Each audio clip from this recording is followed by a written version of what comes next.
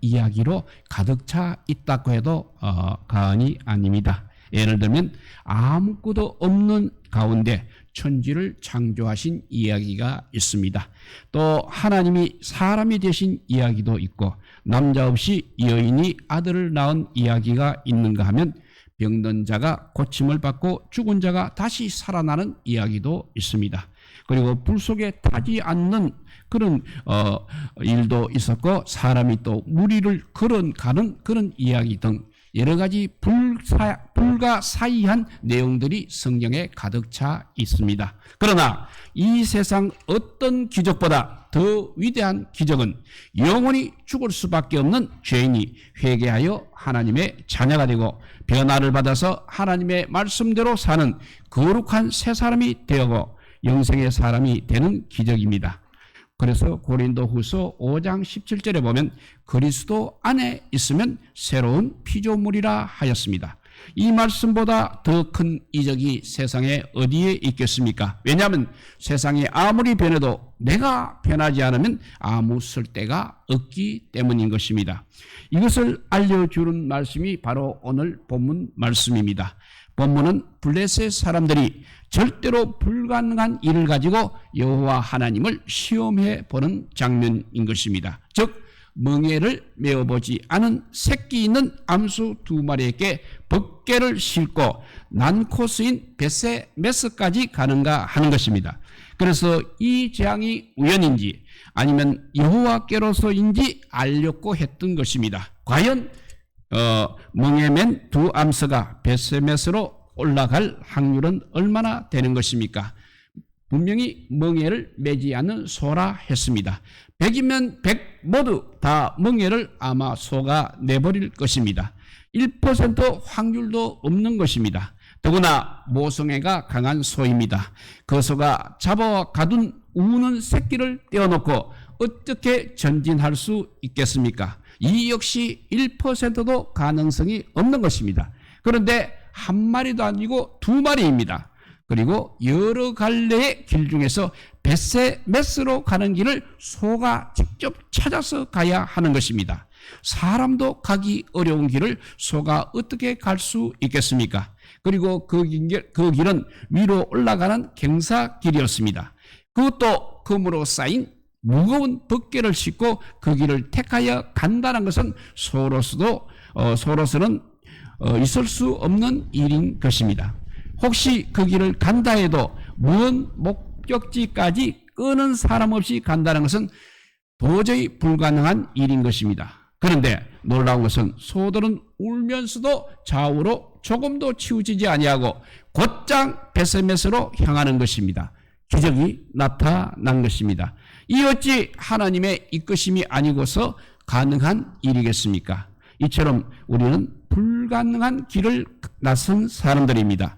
여기 2마리 소가 바로 우리들을 상징하고 있습니다. 보이지 않은 천국을 가는 것도 역시 그런 것입니다. 세상이 잡아 끄는데 하나님의 뜻대로 살려고 하는 것도 그렇습니다. 혼자 살기도 버거운데 충성하려는 것도 그렇습니다. 절망할 수밖에 없는 세상에서 소망의 사람이 되려 하는 것도 그렇습니다. 아무리 봐도 지금 우리가 하고자 하는 일들은 모두 인간으로서는 불가능한 일들인 것입니다. 그러나 여기서 분명히 말씀드릴 수 있는 것은 우리가 하나님 은혜 안에서 살게 되면 불가능한 일은 아무것도 없다는 사실입니다. 기적은 그럴 때 우리가 우리의 일상이 되고 만다는 사실인 것입니다. 우리는 그 사실을 오늘 본문의 2마리 소에서 자세히 알 수 있습니다. 그럼 이 시간 2마리의 소가 가르쳐주는 교훈은 무엇인지 살펴보고자 합니다. 첫째, 죄인이 하나님 앞에 나오는 것은 기적이라고 우리에게 가르쳐주고 있습니다. 죄인이 하나님 앞에 나오는 것은 도저히 불가능한 일입니다. 마치 멍에를 메어보지 못한 소와 같은 것입니다. 아무리 하나님이 좋다 하더라도 은혜 없이는 사람들은 하나님을 멍해로 생각하고 신앙생활을 멍해로 생각하고 그래서 훌렁훌렁 그 명예를 다 벗어버리고 말 일로 생각한 것입니다. 죄인이 이렇게 하나님 앞에 나오는 것만큼 어려운 일이 있겠습니까? 그러므로 불신자들을 우리가 너무 나무라지 마시고 사랑으로 인내하시기 바랍니다. 하나님 앞에 나오는 것 그야말로 인력으로는 도저히 불가능한 일입니다. 그래서 예수님께서 부자는 천국에 들어가기가 어려우니라. 약대가 바늘길로 들어가는 것이 부자가 하늘나라에 들어가는 것보다 쉬우니라고 말씀하셨습니다. 그래서 이어서 하신 주님의 말씀이 마태복음 19장 26절 말씀입니다. 읽어보면 사람으로는 할 수 없으되 하나님으로서는 다 할 수 있느니라 했습니다. 바로 이 말씀이 복음인 것입니다. 하나님의 능력으로서는 다 가능하다는 말씀이 우리의 복음입니다. 그러므로 기도하시기 바랍니다. 오늘날도 하나님 없이 살 수 있다는 부자는 많이 있습니다. 육신의 부자만이 부자가 아닙니다. 하나님의 필요성을 전혀 느끼지 못하는 심령의 부자도 많이 있습니다. 심령이 가난해야 천국을 갑니다. 그런데 하나님의 필요성을 느끼지 못하니 어떻게 하나님께 나아갈 수 있겠습니까? 전에 우리가 그렇게 살았던 것입니다. 하나님에 대한 생각도 없었습니다. 하나님이 있어야 산다는 개념도 없었습니다. 예수님이 누구신지도 몰랐습니다. 신앙생활이 복이라는 사실도 몰랐습니다. 그러나 우리가 하나님 앞에 나온 것은 전적으로 하나님의 은혜인 것입니다. 하나님의 은혜라면 우리에게 불가능이 없는 것입니다. 이렇게 두 마리 소가 가르쳐주는 첫째 교훈은 죄인이 하나님 앞에 나오는 것은 기적이라고 우리에게 가르쳐주고 있습니다. 두 번째 교훈은 사람이 하나님의 뜻대로 사는 것도 기적이라고 가르쳐주고 있습니다. 죄인이 하나님의 뜻대로 사는 것은 마치 새끼 가진 소가 새끼를 두고 떠나는 것처럼 어려운 일인 것입니다. 소는 모성애가 아주 강한 동물입니다. 거기다가 어린 새끼들은 지금 울고 있습니다. 저는 불어 먹이고 싶습니다. 어떻게 새끼를 버리고 갈 수 있겠습니까? 이처럼 사람을 세상이 붙잡아 놓아주려고 하지 않고 있는 것입니다. 어떻게 하나님을 따라 살 수 있겠습니까?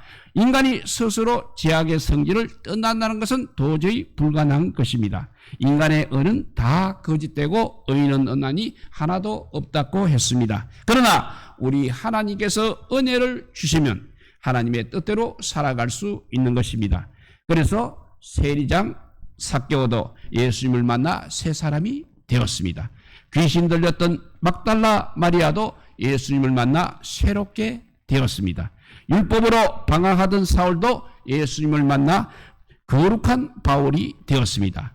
불량배 김묵도 목사님도 성령 받고 기적과 사랑의 부흥사가 되었습니다. 갈등 없이 주님의 뜻대로 쉽게 살아간다면 하나님의 은혜인 것입니다. 이 성령의 법을 막을 자는 아무도 없는 것입니다. 이렇게 두 마리 소가 가르쳐주는 교훈, 첫째는 죄인이 하나님 앞에 나오는 것이 기적이라고 가르쳐 주었습니다. 두 번째, 사람이 또 하나님의 뜻대로 사는 것도 기적이라고 가르쳐 주었습니다. 세 번째, 성도가 하나님께 충성하며 사는 것도 기적이라고 가르쳐 주고 있습니다. 여기 소들은 마부도 없이 무거운 벗개를 싣고 온갖 힘을 다해가며 평지 다닌 고지대의 베세메스로 향하여 갔습니다. 이처럼 하나님께 충성함도 하나님의 은혜가 아니고는 불가능한 것입니다. 지금같이 좋은 세상에 무엇이 아쉬워서 문명이 낙후된 것을 찾아 하나님의 복음을 위해 그 수고를 하겠습니까? 시킨다고 되는 일은 아닌 것입니다. 오직 하나님의 기적입니다. 볼리비아에서 열정적인 구호의 선교 활동을 펼쳤던 어떤 선교사님이 급성 폐혈병으로 하나님의 부르심을 받았습니다. 미리 답사도 가보지 않았고 무작정 떠났던 볼리비아입니다. 변변한 후원도 없이 청년 시절 서원했던 그 약속 하나를 붙들고 볼리비아에서 8년간 선교한 선교사입니다. 고인은 그것도 모자라 유언으로 가족들에게 볼리비아 선교를 부탁한 것으로 알려졌습니다. 우리 성도들에게는 이렇게 충성의 기적이 우리 성도들에게도 역시 충성의 기적이 이렇게 나타날 수 있기를 바랍니다. 두 소예가 가르치는 교훈은 첫째, 죄인이 하나님 앞에 나오는 것은 기적이라고 가르쳐주고 있습니다. 또 사람이 하나님의 뜻대로 사는 것도 역시 기적이라고 가르쳐주고 있습니다. 세 번째, 성도가 하나님께 충성하며 사는 것도 기적이라고 우리에게 교훈해 줍니다. 네 번째, 우리가 한마음 한뜻이 되어 사는 것도 역시 은혜라고 우리에게 가르쳐주고 있습니다. 그뿐 아닙니다. 멍에조차 메어 보지 못한 각각의 소가 어떻게 함께 이렇게 보조를 맞춰서 끝까지 나아갈 수 있겠습니까?